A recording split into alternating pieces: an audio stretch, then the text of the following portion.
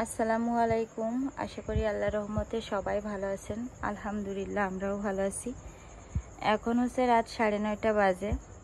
তো আজকে সারাদিন চলে গেছে, একটা ভিডিওও করিনি, কিছুই করিনি, একদম কোনো ভিডিও করিনি। আসলে মাথার ভিতরে যখন খুব বেশি চিন্তা থাকে তো তখন আসলে কোনো কিছুই ভালো লাগে না। এটা শুধু আমার না, প্রতিটা মানুষেরই। তো যাই হোক, সারাদিন রান্না বাড়া কাজকর্ম সবই করেছি, তবে কোনো কিছু ভিডিও করিনি বা ফোনটা হাতে নিয়ে যে ভিডিও করব ওরকম যাই হোক করতে মন চায়নি, যার কারণে করিনি। তো যাই হোক, শরীরটাও বেশি ভালো না। চিন্তা রোগের তো আসলে দুনিয়াতে কোনো ওষুধ নেই। নানান রকমের চিন্তা করতে করতে শরীরটা এতটাই খারাপ লাগছে যে সারাদিন কিছুই ভিডিও করিনি। তো ভাবলাম যে আপনারা তো সবাই আমার জন্য ঠিক অপেক্ষা করেন, আবার কালকে ভিডিওটা দিয়েছি, হয়তো বা আপনারা চিন্তা করবেন যে আমি ভালো আছি কি খারাপ আছি, কি সংসারে কোনো ঝগড়া গণ্ডগোল হয়েছে কিনা। তো আলহামদুলিল্লাহ ঝগড়া গণ্ডগোল কিছুই হয়নি, ভালো আছি, তবে একটু চিন্তার ভিতরে আছি।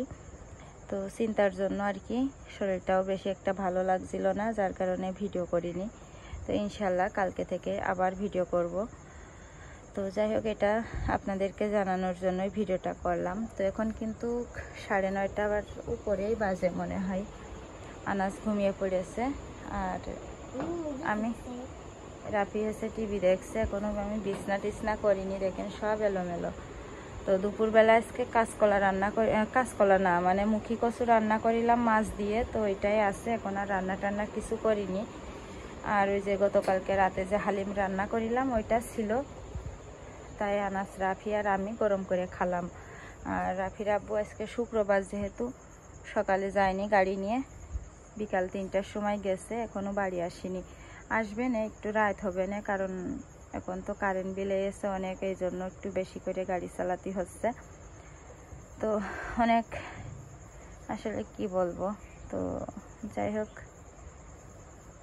ভিডিওটা শেষ করছি। ইনশাল্লাহ কালকে সকাল থেকে আবার ভিডিও করব।